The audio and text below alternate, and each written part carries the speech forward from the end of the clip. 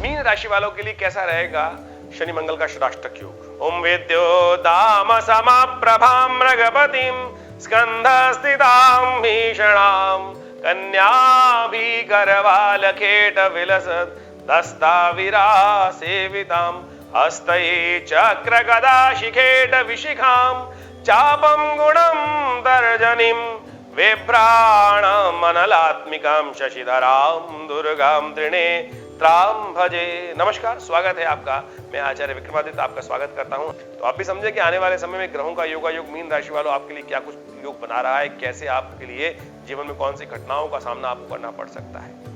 Mean राशि की यदि हम बात करें तो मीन राशि का स्वामी है विशेष तौर पर बृहस्पति महाराज। चाहे मीन राशि की बात करें चाहे मीन लग्न की बात करें तो दोनों राशि भाव से आप समझ सकते हैं कि क्या कुछ प्रभाव इस समय जो विषय हमारा है वो अब उत्पन्न करने वाला है।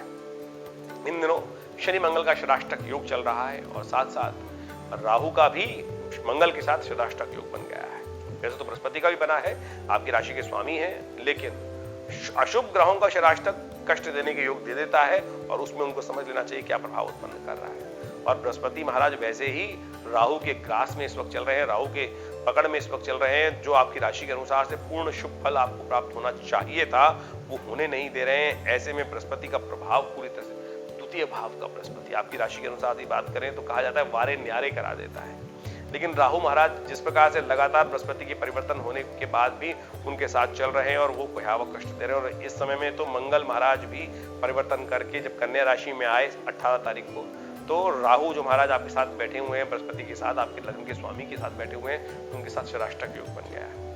शनि महाराज यदि आप अपनी राशि को देखें तो इधर शनि इधर राहु, दोनों के दोनों आपके लग्न को जिस प्रकार से ग्रास योग बना के बैठे हैं और पूरी तरह से उसके प्रभाव को शुभ नहीं होने दे रहे और साथ साथ मंगल सामने आके बैठ गए हैं। तो ये अजीब प्रकार का कॉम्बिनेशन, दो अशुभ षडाष्टक योग, शुभ ग्रह कोई प्रभाव उत्पन्न कर नहीं पा रहे हैं।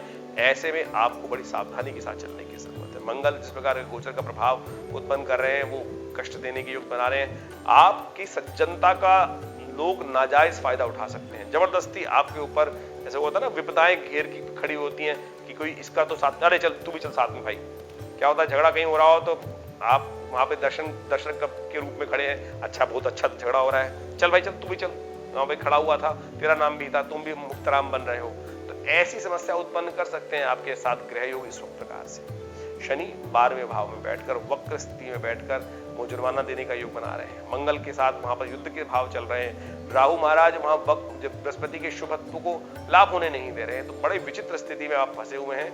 लेकिन बहुत लंबे समय तक ये ग्रहों का योग नहीं चलने वाला। अभी तो बना है लेकिन आप समझें ये स्थिति बहुत लंबे समय तक नहीं चलेगी, वो भी हम बताने वाले हैं आपको। अब ये जो ग्रहों का योग बना है 3 अक्टूबर को ये ग्रहों का परिवर्तन आने का योग, पहला रूपरेखा शुरू हो जाएगी और फिर ऐसे छटेंगे जैसे विशेष तौर पे हम बात करें कि जैसे गधे के सिर से सींग गायब हो गए ना, तो ऐसे भी कहावत के तौर पर समझाने का प्रयास कर रहे हैं कि बिल्कुल इस प्रकार से परिवर्तन आने के योग बनेंगे। लेकिन इस वक्त योग हैं ये जो आपको पूरी तरह से कष्ट दे सकते हैं। तो आपको बड़े अच्छे से इस योग को समझकर दो शुभ ग्रहों का षडाष्टक योग जिस प्रकार से बना हुआ है, राहु का और साथ में शनि का, मंगल के साथ जिस प्रकार का योग बन रहा है, ये आपको बड़ी सावधानी से चलने की जरूरत है। इस समय में आपके खर्चे बढ़ सकते हैं, आपको परेशानी के योग बना सकते हैं, अननेसेसरी के जुर्माने आपके जीवन में आपको परेशान करने के योग दे सकते हैं। तो आप समझें इससे आपको बचने की आवश्यकता है, बहुत बढ़िया से उपाय करने की जरूरत है, तब जाकर आपको कुछ ना कुछ रिलीफ प्राप्त हो सकता है। नहीं तो ग्रह आपके पूरी तरह से खिलाफ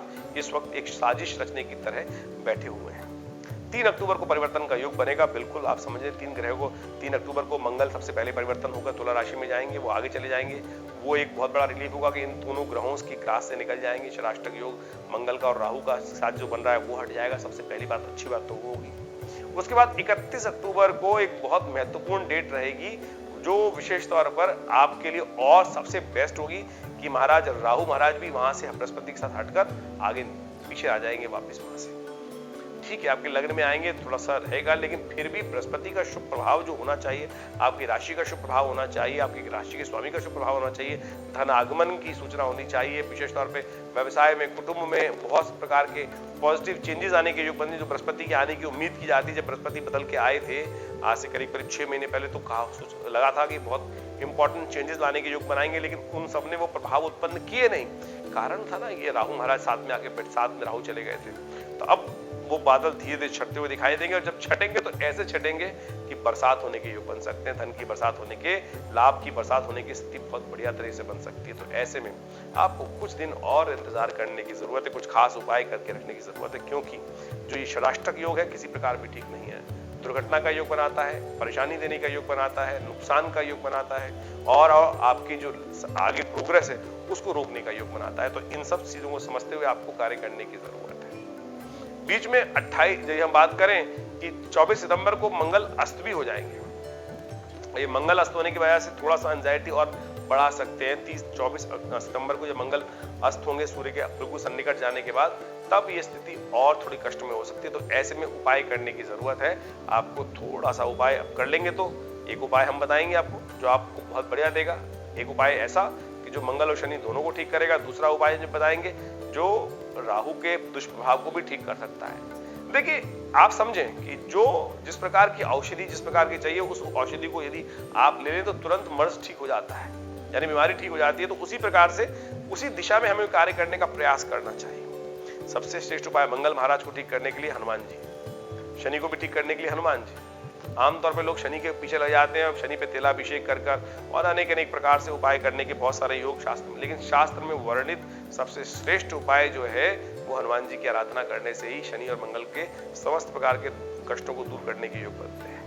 ये तो दुकानें खोल दी हैं लोगों ने, शनि के बहुत सारे मंदिर बना के तेल पे तेल, तेल पे तेल, और पता नहीं किस किस प्रकार से, यानी शनि की कलयुग के देवता जो है वो शनि की मूर्ति बड़ी करने का प्रयास कर रहे हैं। एक से एक बड़ी मूर्ति को बड़ा करने का एक ऐसी होड़ सी लग गई है कि मेरी मूर्ति तुमसे बड़ी, और बाबा जी एक एक आते चले जाते हैं। अरे शनि की बड़ी मूर्ति क्यों कर रहे हो मेरे भैया? बड़ी करनी है तो शनि के कष्ट को छोटा करने के लिए काम करो ना।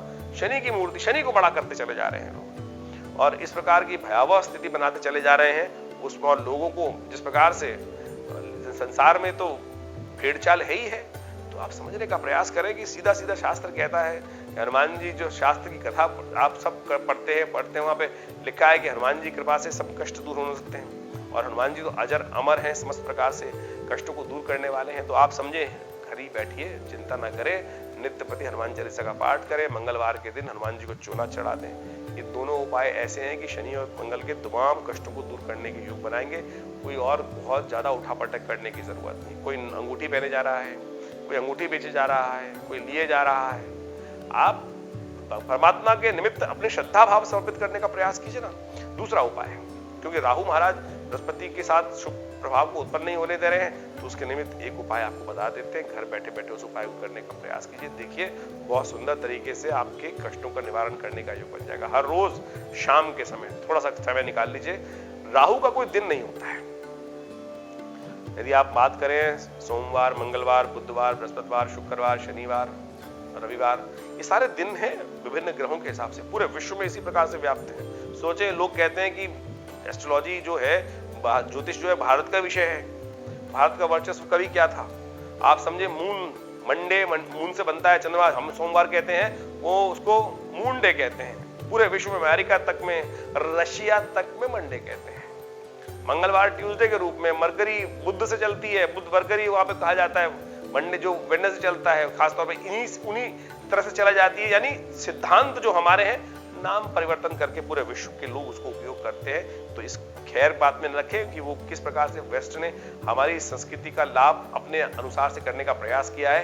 ये सारा भारतीय ज्ञान ही है जो पूरे विश्व में व्याप्त है। तो उसके निमित्त समझ, राहु की बात कर रहे थे हम, तो राहु का समय है सूर्य अस्त के बाद का आधे घंटे का जो समय रहता है वो राहु काल, राहु का मुख्य समय माना जाता है। राहु का विशेष तौर पर जो समय रहना चाहिए वो राहु का मुख्य समय है। सूर्य उदय से पहले का समय जो है वो आधे घंटे का, वो केतु का समय माना जाता है। सूर्य अस्त के बाद का समय, जिसको पक्की शाम बोली जाती है, वो राहु का समय माना जाता है। ऐसे में भगवान शिव का अभिषेक नर्मदेश्वर शिवलिंग के पास जाकर थोड़ा दूध में थोड़ा तिल डाल लीजिए और भगवान शिव का अभिषेक आप स्वयं अपने भाव से करने का प्रयास कीजिए। देखिएगा ये राहु के दुष्प्रभाव को बचने के बहुत सुंदर प्रभाव, उसका लाभ, उसका आपके रास्ते प्राप्त होंगे। नहीं तो इन ग्रहों ने जिस प्रकार का खेल रचा हुआ है, ये आपको लगातार कष्ट देने के योग इस समय बनने वाले हैं। हमने आपको तिथि तक बता दी, कब ये परिवर्तन का आप खुद एनालाइज कर सकते हैं। नहीं तो जो पिछले 1.5 साल से ये राहु और बृहस्पति का योग चल रहा था, वो आपको कैसा परेशान कर रखा है, आप स्वयं उसका प्रभाव समझ सकते हैं। बृहस्पति ने आने के बाद भी उतना लाभ नहीं दिया जितना दे सकते हैं, और वो सब ग्रास यहाँ बैठे हुए हैं लेकर। तो कोशिश करें, इस समय का इंतजार कीजिए। परिवर्तन का योग बहुत जल्दी लेकर आ रहा है। ग्रहों का योगायोग हमने आपको तारीख तक बता दी है कि 31 अक्टूबर को राहु का परिवर्तन होगा, और विशेष तौर पर 3 अक्टूबर को मंगल का परिवर्तन होगा। फिर 4 नवंबर को शनि भी मार्गी हो जाएंगे। तो फिर सारे बादल छटकर एक तरफ होंगे, और बहुत बढ़िया तरीके से 5-6 महीने आपको बहुत अच्छे ग्रोथ के मिलने वाले हैं। मैं तो कहूँगा उसके लंबा भी और भी समय, यदि आप अपने राशि के अनुसार से बात कर रहे हैं, तो फिर उसके बाद तो बहुत लंबे समय तक राहु का कोई परेशानी का योग बनेगा नहीं। बृहस्पति बहुत सुंदर तरीके से रहेगा, लेकिन राहु लग्न में चलता रहेगा, वो एक विषय थोड़ा सा रहेगा, तो उसका उपाय उस वक्त बता देंगे। लेकिन ओवरऑल बृहस्पति बहुत बढ़िया से आपको 2-3 साल तक बहुत अच्छी ग्रोथ देने का योग रास्ता बनाएगा। तो उसका लाभ यदि लेकर आप अच्छे से काम करेंगे, तो बहुत सुंदर तरीके से आगे बढ़ने के योग आपके बनते दिखाई दे रहे हैं। लेकिन इस वक्त थोड़ा सा आने वाले 2-3 महीने शांति के साथ समझते हुए कार्य करने का प्रयास करना चाहिए। ऐसे में शनि की दृष्टि उत्तर मुख होने के कारण से उत्तर के क्षेत्रों में कई प्रकार की समस्याएं आने के योग दिखाई दे रहे हैं। प्राकृतिक आपदाएं परेशान कर सकती हैं, साथ साथ कुछ भयावह विस्फोट इत्यादि समस्याएं, भूकंप इत्यादि, ये सब समस्याएं देने के योग दे सकते हैं। ऐसे में जो सब ये राष्ट्रक योग जो बना रहे हैं, ये महंगाई की मार और ज्यादा प्राकृतिक आपदाओं के साथ कष्ट देने के योग बना सकती है।